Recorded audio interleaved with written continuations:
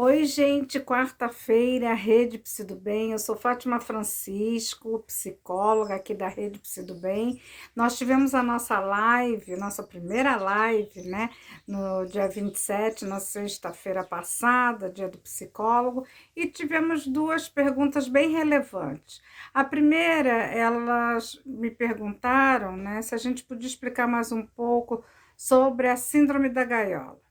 E a outra é porque que eu acabei falando que os adultos, né, usaram o trabalho e, como se fosse um transtorno obsessivo compulsivo e não só por medo de perder o emprego. Bom, a Rede Psi do Bem, a gente já falou em alguns vídeos sobre a ansiedade, né? O nosso cérebro, a todo momento, ele está analisando, ele está tentando identificar possíveis ameaças, né?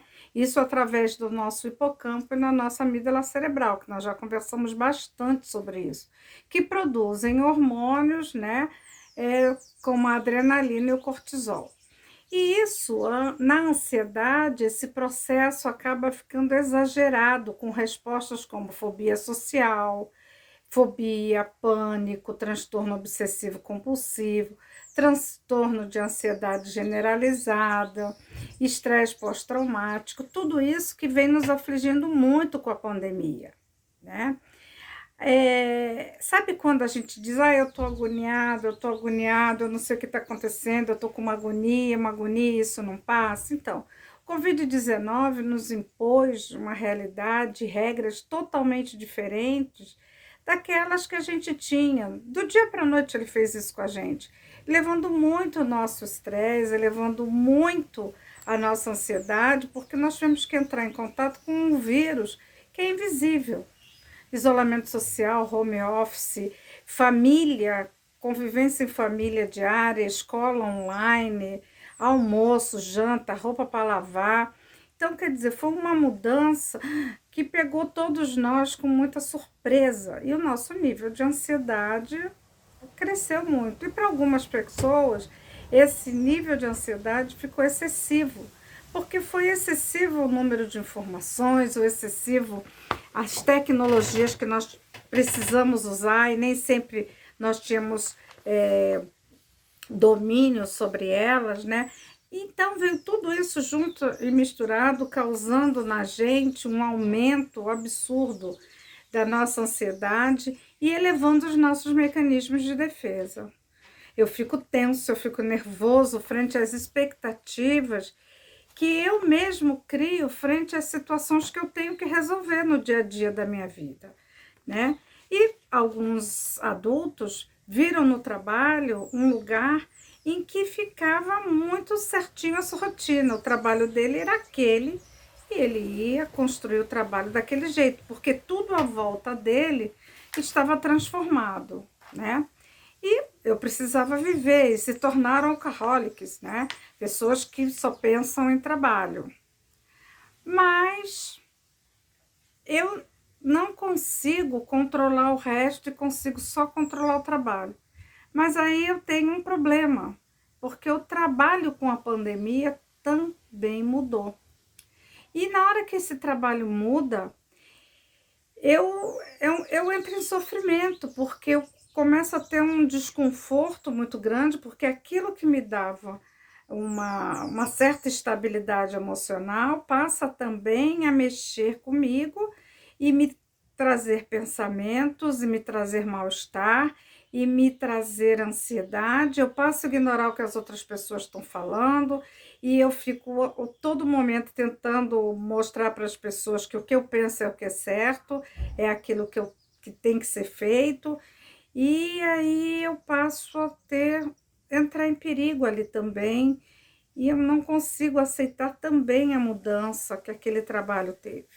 Então, a pandemia fez com que todas as nossas rotinas mudassem, inclusive a rotina de trabalho. Eu, tentando ter segurança, me apeguei ao trabalho, que aquilo eu sabia fazer, todos os dias eu fazia igual. Mas aí o trabalho muda também. E ele me deixa totalmente sem saber o que fazer. E aí eu começo a ter angústia, solidão, ansiedade exagerada, porque aí vem um medo muito grande de perder aquele emprego, e foi nesse sentido, né, que eu trabalho mais, trabalho mais, trabalho mais, e passo a ser um escravo do trabalho e começo a sofrer com toda aquela situação. Foi isso que eu quis explicar para vocês. E existem trabalhos que provam, né?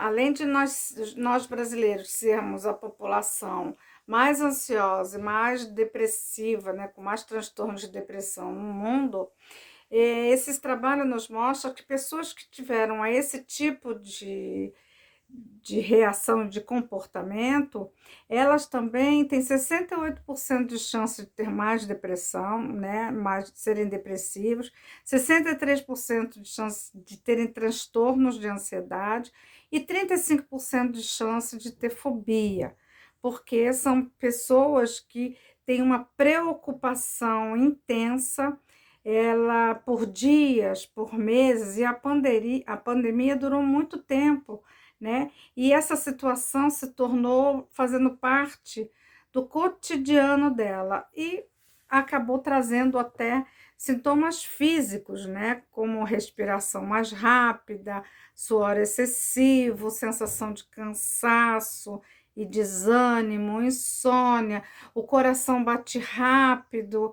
É, eu fico com minha audição mais atenta, tudo que acontece na casa eu presto atenção, e aquilo me incomoda profundamente, as crianças brincando, né, as pessoas conversando na casa, então eu acho que eu vou infartar, que eu vou ter uma coisa. Isso você precisa de pedir ajuda, né? Precisa pedir ajuda, porque existem pessoas capacitadas para entender o que você está passando. A pandemia, tudo muda a todo momento. E aquelas pessoas, né, que gostam de ter o controle sobre a situação, elas sofrem muito, porque nós não temos esse controle mais. É dia a dia as coisas vão acontecendo. Assim como aconteceu também a volta às aulas e a volta ao trabalho presencial. Bom, os jovens também ficaram sem escola, amigos, festas, só no ambiente online.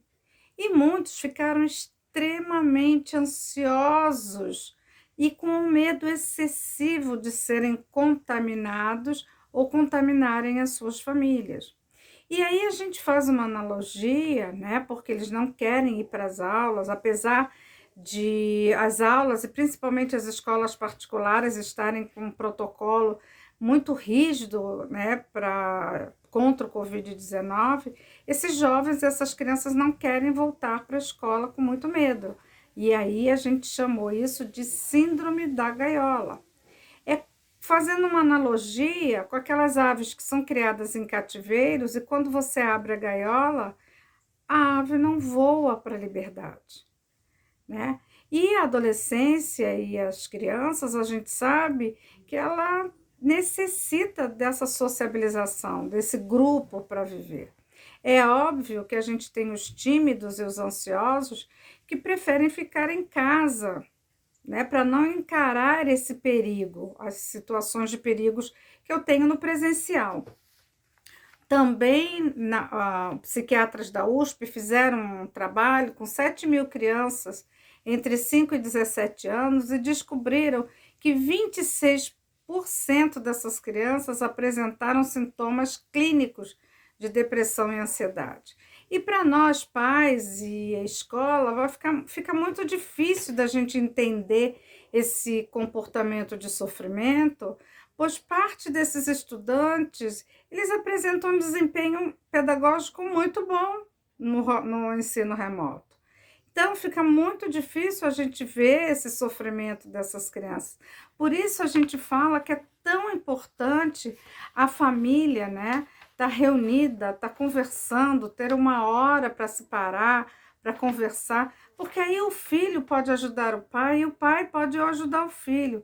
E a gente pode conversar sobre esse sofrimento que a pandemia nos trouxe, está trazendo ainda, porque a gente sabe que muito da saúde mental nossa foi atingida pela pandemia de Covid-19, né? Mas a gente sabe também que são dias difíceis, que trazem angústia, ansiedades, mortes, muito sofrimento, mas que nós podemos pedir ajuda, que existem profissionais capazes de nos ajudar e entender esses dias difíceis, entender esse nosso sofrimento.